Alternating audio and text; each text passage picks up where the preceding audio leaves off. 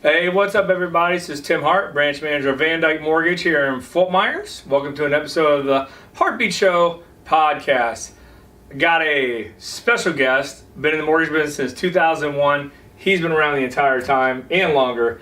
Ken Wilkinson, Lee County Property Appraisers. Ken, how you doing, buddy? Tim, nice to meet you. You as well. It's the first time I've ever met you as well. Right. Not including the 3 or 4 minutes we just talked. I hear. Well, you probably wouldn't recognize me when I first took office. I had a full head of hair. I was a lot better looking. But that was 1980. Okay.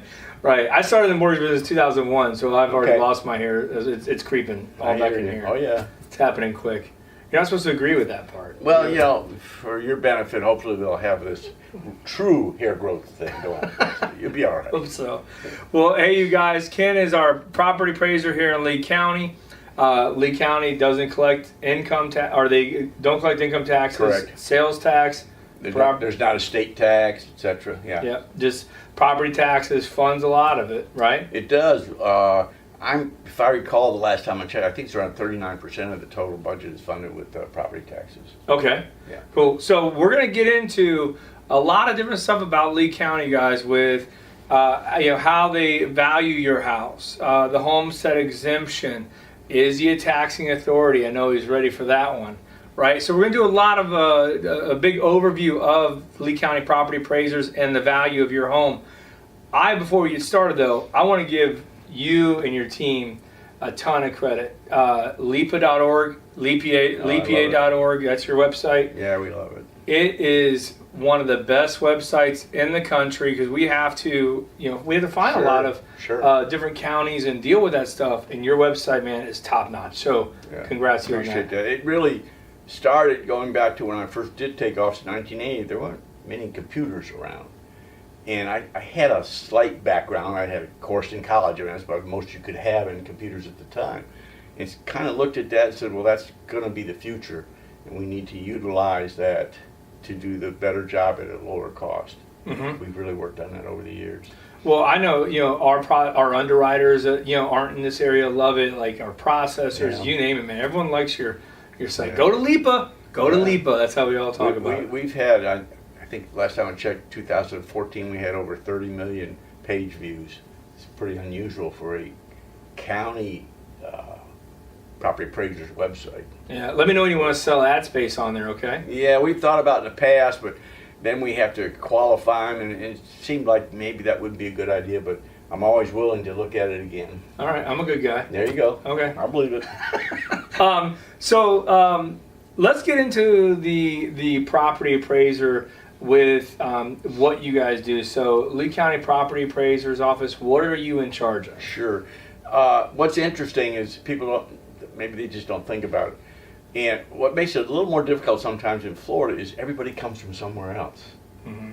And every state is different. There is no federal property tax, thankfully.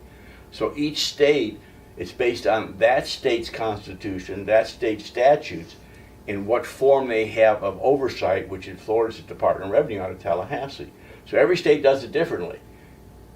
I think that's good, but at the same time, it's more difficult for us because everybody we talk to usually is coming from somewhere else. Mm-hmm. So, well, it wasn't that way in New York. Well, you're not in New York. Hey, you're in Florida. Yeah. So this is the way it's done, and we have to follow these laws. Mm-hmm.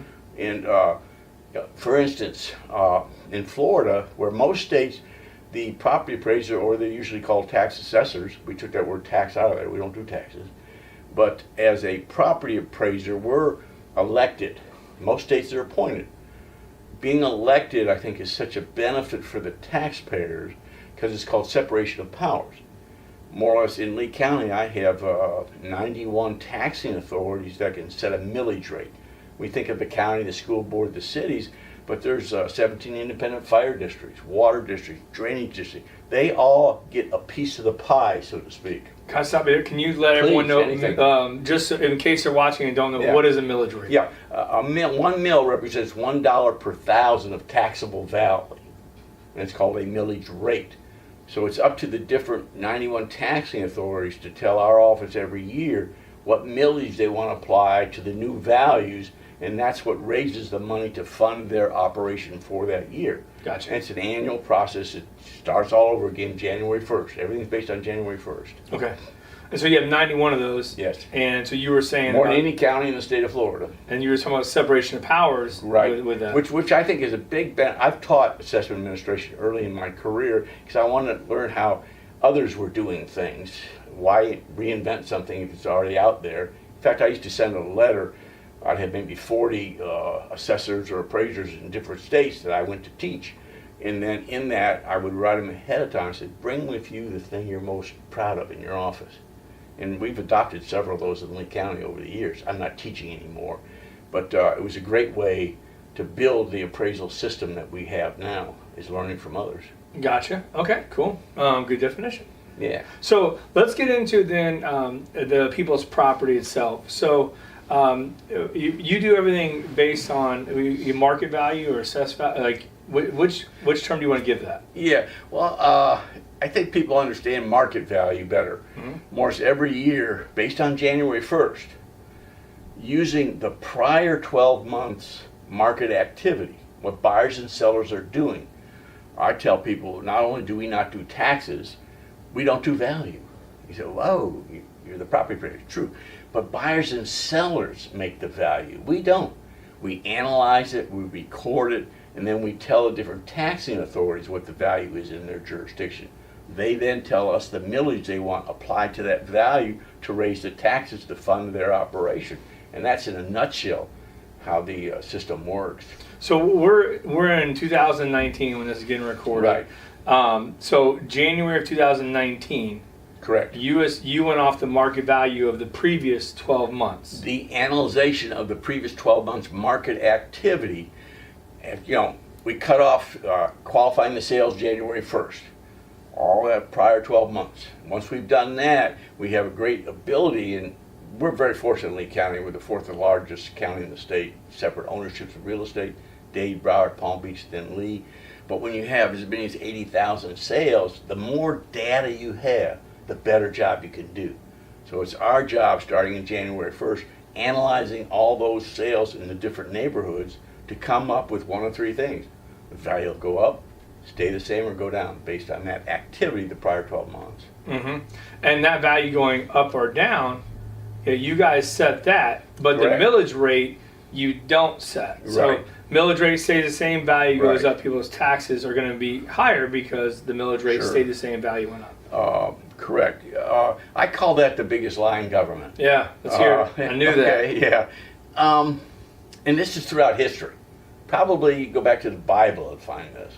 But like in Lee County, we have 91 different taxing authorities. I say the county, the city, the school board, districts, etc.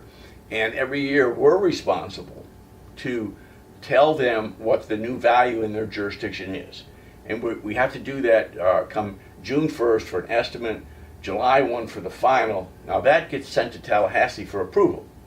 So in the meantime, we're required, I always like to point out, it's a truth in millage, a trim notice that went out 2 weeks ago.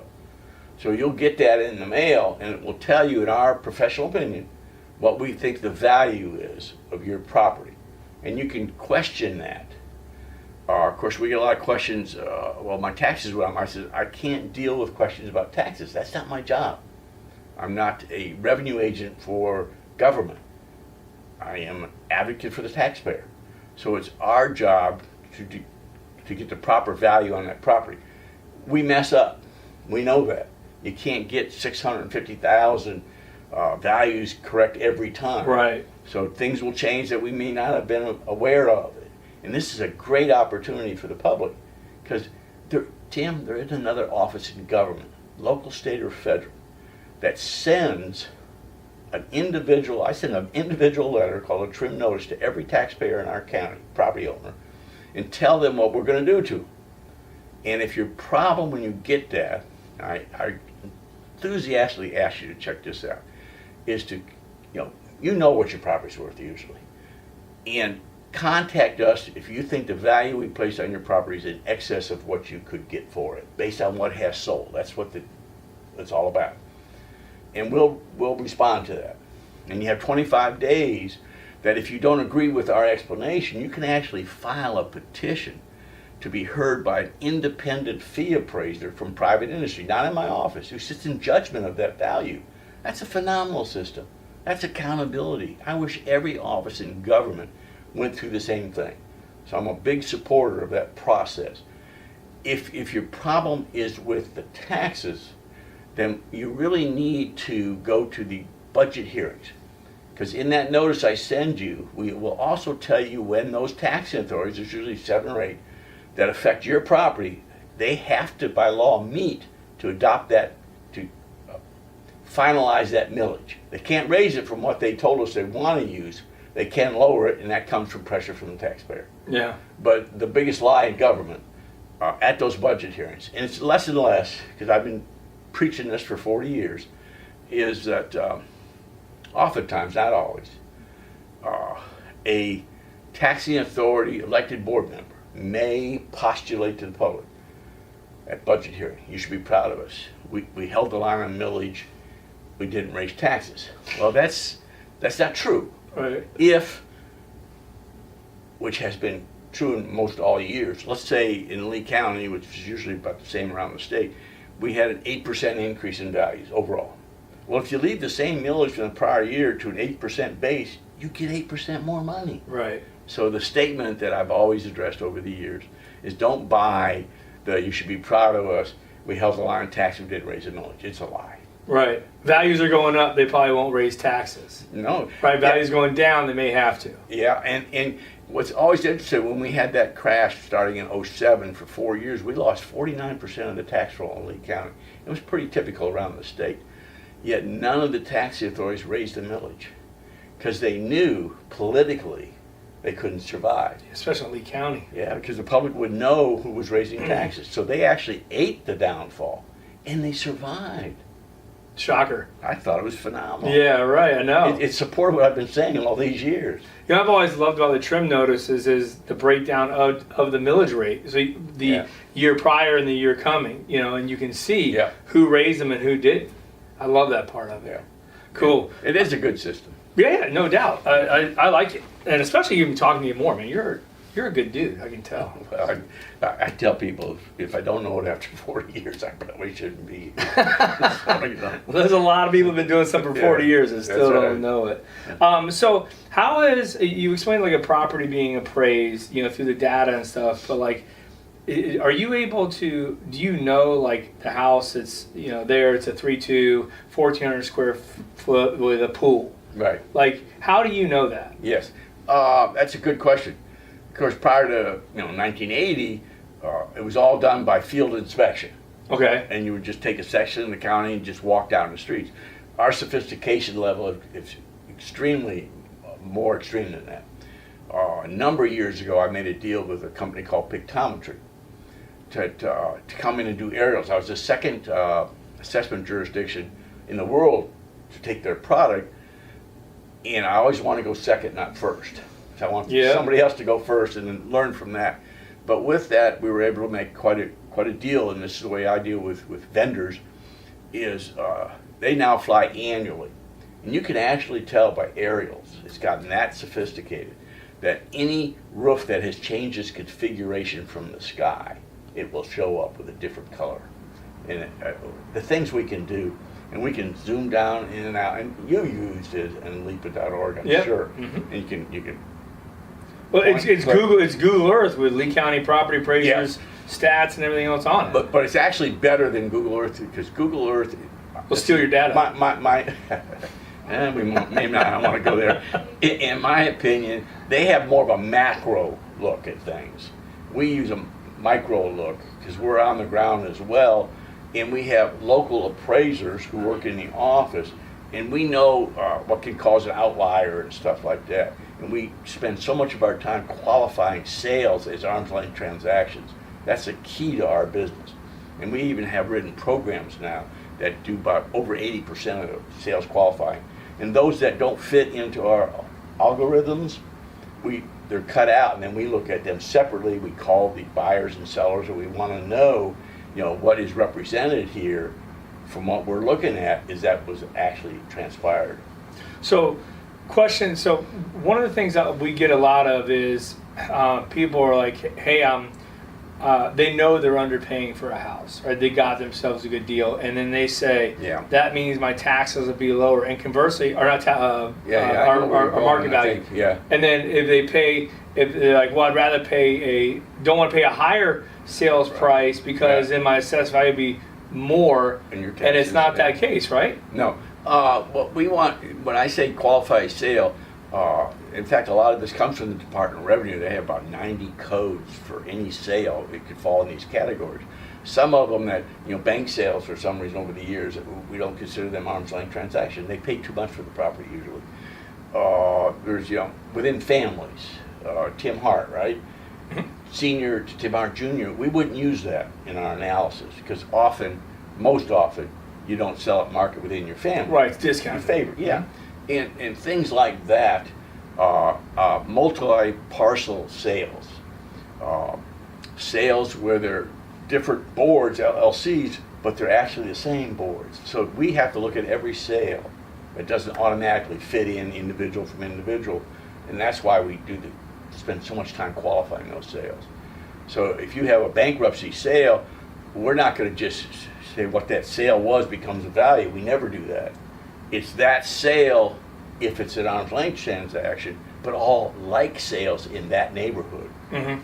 So we'll never, I guess it could happen, but we don't ever take a sale and put that on the property as the new value. Gotcha. It's a combination of what's going on in that whole neighborhood. Okay. I want to pause. Do you mind, can you make sure you get a couple of pictures of us like talking as well? Like are you able to do that? Not with that camera, but with your phone? Yeah. Yeah? Okay, cool. I just want to make sure. Okay. I just remember that. You want a drink? You all right? Sure. Doing good. Scotch now. Sorry, no scotch here. Okay, so I was going to talk about disputing value, but you already talked about that. All right. So we ready to hit Homestead? Sure. Okay, so 3, 2, 1. Okay, so Homestead Exemption, something that's vital when it comes to real estate in our area. So do you mind explaining to people out there what Homestead Exemption is? I love to. It actually started in the 30s. And the reason for a homestead is because of rising values. People who were living on their property as their primary residence. It's their home. It's usually the biggest part of their estate, etc. And because of rising values in the area and people cashing out up north, moving to Florida, was causing a hardship to a lot of people. This was during the Depression. So back then, I think it was $5,000. After I took office in '80, it went to $25,000 when they phased in, when they passed the trim laws. And that was beneficial for a number of years. But you have to keep in mind, or I'd ask you to, for the first 12 years I was in office, we averaged 12% a year in inflated values based on sales. People cashing out. We'd never seen these kind of sales. And I was required by law to follow the sales and value your property. That's 144% not compounded the first 12 years I was in office. And I started getting calls from people saying, Ken, this is forcing us off our property. We're retired now. We can't afford this. More than my monthly mortgage. I moved. So we were able to establish a Save Our Homes constitutional amendment right here in Lee County, and went out and gathered like 750,000 signatures statewide because I couldn't get the legislature to put it into the Constitution, which they can with a vote. So I had to do it a different way. Citizens Initiative. It's truly the first effective constitutional amendment that the citizens did. A citizens initiative, not special interests did. And we got it on the ballot and got it approved.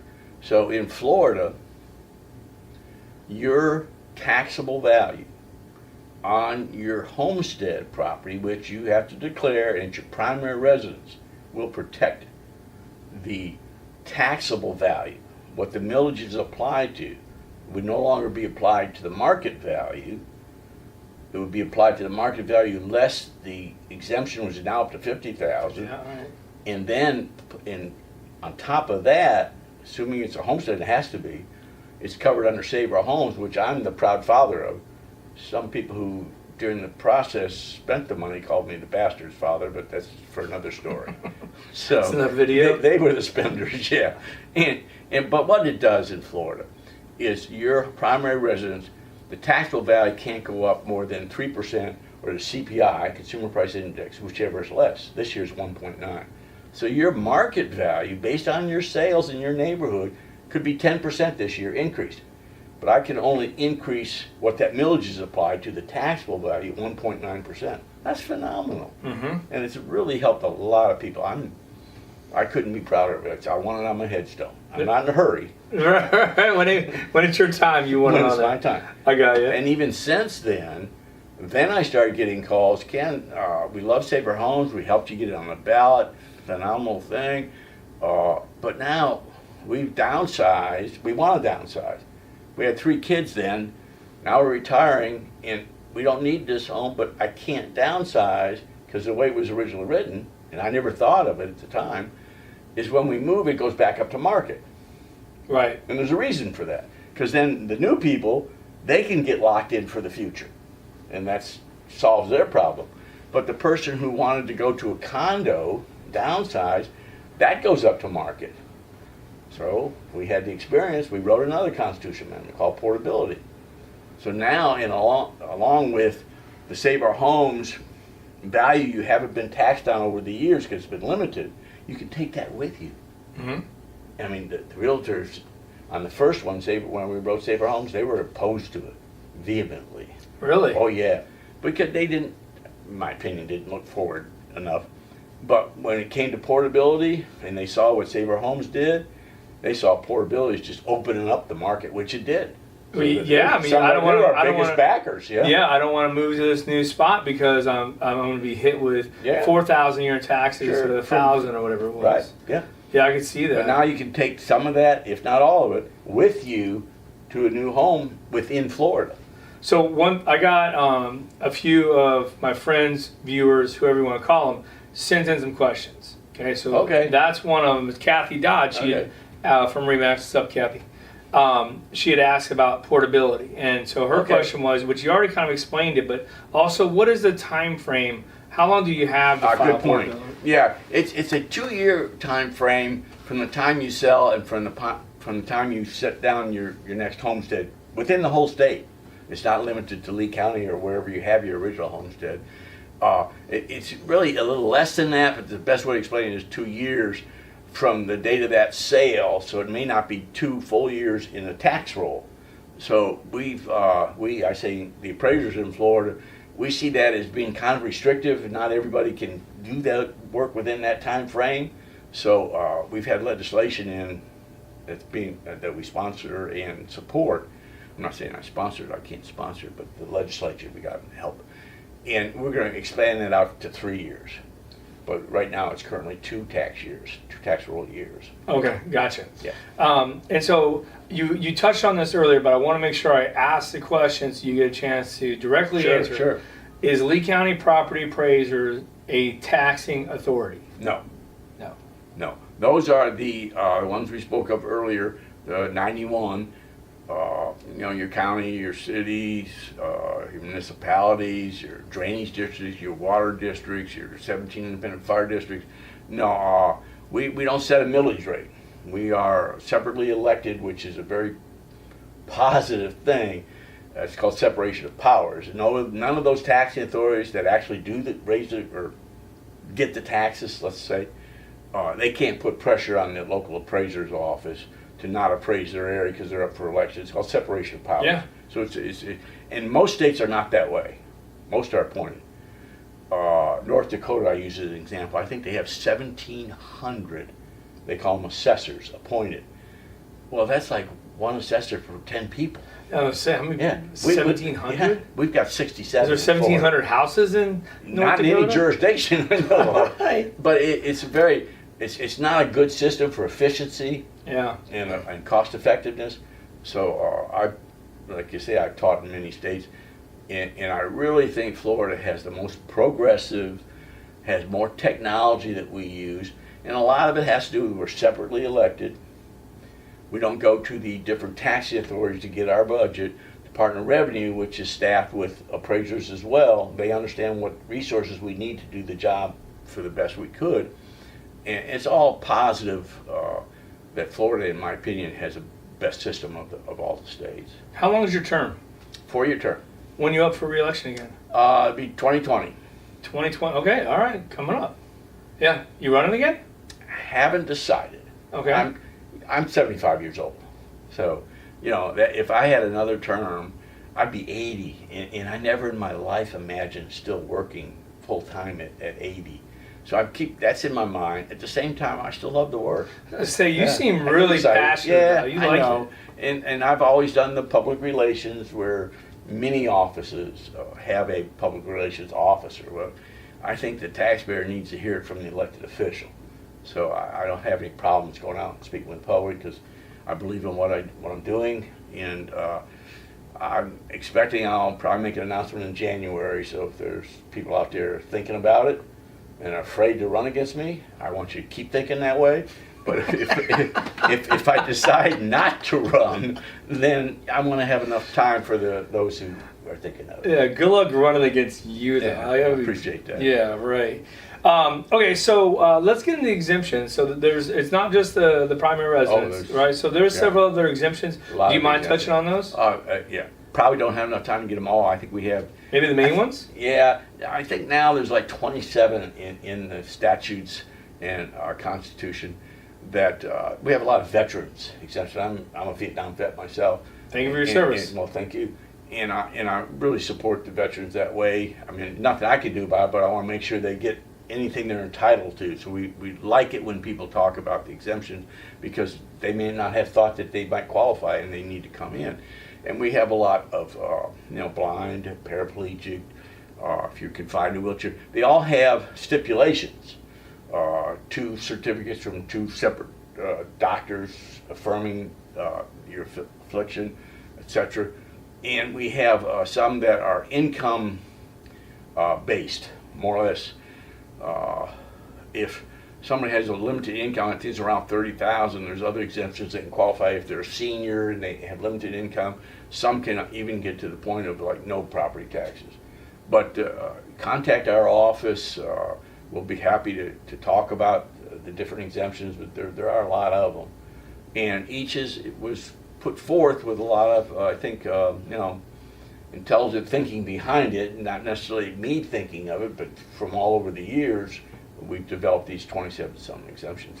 Cool. People need to look at it. And they go right to LIPA.org and search for that. So it's all out there. If you're a homeowner out there, look into that. And that would fall like under a person, like I'm thinking of like the maybe the person that lives in the yacht club, they inherit their parents' house, that has, maybe huge taxable amount, and they don't have the income, but it's free and clear. Yeah. And maybe just don't worry about that. Yeah. Or delete that one out of there. No, there are a couple things though that are very important to people, and I hope that they will visit our website. And there's a couple of things you and I talked to before we went on camera that we've come up with that other counties don't have, or they may have now, but we were first. We like that, in the sense that we're required to have a photo from the curb of your house, and over the years we're always trying to think of ways that how can we do that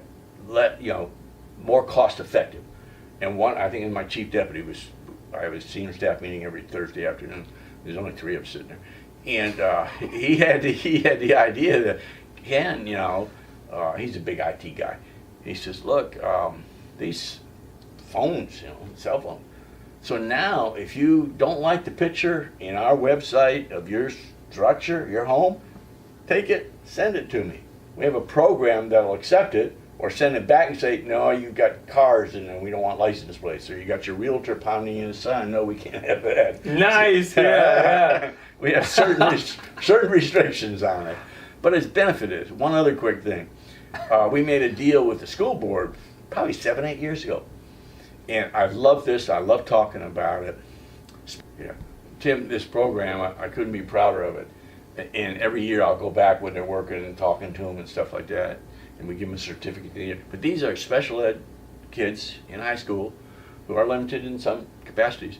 But what we do when they show up, we have a room all set up for them and dual screens, and we'll have last year's aerials and this year's aerials. And they go through the county, and when they see something that's different, which could be a barn that was built, or maybe an addition, and we don't have it in our records. We didn't get a permit or whatever. They just put a red dot on it. Now we know where to go to get that data as opposed to walking through the county to find it. And these kids, they're phenomenal. We get their picture taken, we put it in a magazine, and we send it to them, and it's really a great way. And the savings to the taxpayer is huge, and their success rate is better than my employees. Oh, wow. Because these kids are so focused, right, and they take so much pride in it, where it's almost a penalty for a full-time employee to do it, because it's boredom and everything to them, but not to these kids. Right. And it's a great system. Yeah. Oh, neat. Yeah. And the school board picks it up. Yeah. So my budget looks real good. Plus, they get the value of the work. And, a lot of different things they get from that. Cool. So we went over the exemptions and stuff. I got a few viewer questions. Okay. All right. And a few friends. We post on Facebook, hey, I'm meeting with Ken Wilkinson, Lee County Property Appraisers.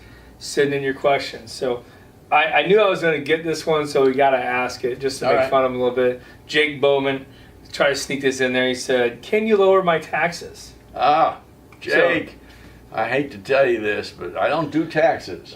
I do value. Sorry, Jake. Yeah, now I guess if your value goes down, that could help your situation, but you probably don't want your value to go down. Most people have a pretty good idea what the property's worth. They really don't want it to be less than what they don't want it to be more either. Yeah. But it's our job to get as accurate as we can. But I'm sorry, Jake, I can't help you on your taxes. But we did close Jake's loan a couple years ago. So, Jake, we'll send him your address, and we'll make sure he increases your value a lot for you, right? Well, we'll go out, Jake, and we'll just make sure we got everything right. Yeah, just to be sure, right? Just make sure you're getting taxed enough, Jake.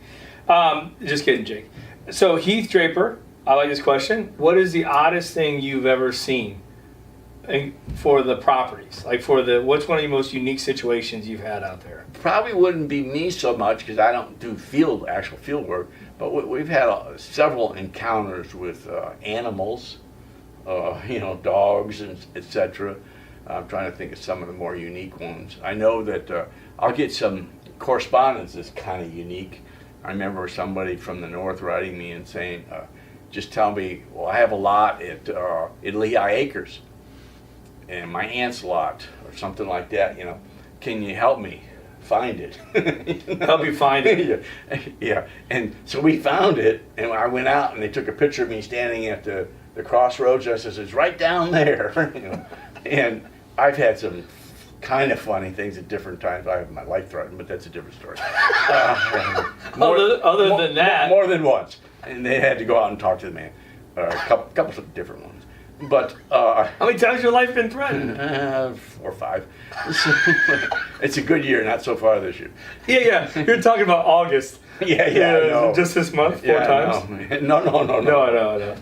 No, but I've had some interesting situations. I remember this. I got a call once on a Sunday because I've always had my name in the phone book, And Mr. Wilkinson, well, I own a lot in Cape Coral. And I'm stopping overnight in Tampa. Can you give me directions to my lot in Cape Coral? I said, ma'am, there's people who live in Cape Coral that can't find their lots. I don't have my records in the house. Right. And one time, I hope he's not here now or remembers it, but a surgeon called me from, I think, New Jersey. And he wanted to discuss his value, and he was upset and everything. I said, Doc, I have office hours. Because that's what a doctor would tell you. I'm at home, and Sunday. Call me Monday. Yeah, right. Oh, that's funny. Brendan Mulvaney, he's pumps solar electricity all the time, talks about it. He wants to know do you consider solar power adding value to the property? Probably so. There are, in those exemptions, etc., there are some things that we will look at. If you put solar in your home, I don't think this has been sunsetted yet, because these kind of exemptions usually come in with like a 10-year limit to encourage that entrepreneurship, or however you want to say it. And we've had them in the past. I don't know if it's still on the books, but we would not add value to that property because you added solar. Once the cost of that, we won't recognize, and so it wouldn't raise your value, which means that I guess it's helped you, right? Yeah, no, right, I got you. Yeah, and there's other things that through the years I just haven't reread on some of that for the last couple of years. Right. But there are products out there that the legislature will be lobbied and will see the benefit of having a time-limited exemption if you go do this and it improves your property. We will mandate by law that the property appraiser can't raise your value because you spent that money doing that. Gotcha. Yeah. Cool. Well, do you have anything else you want the people out there of Lee County to know about? Do you want anything you want to say to them, or?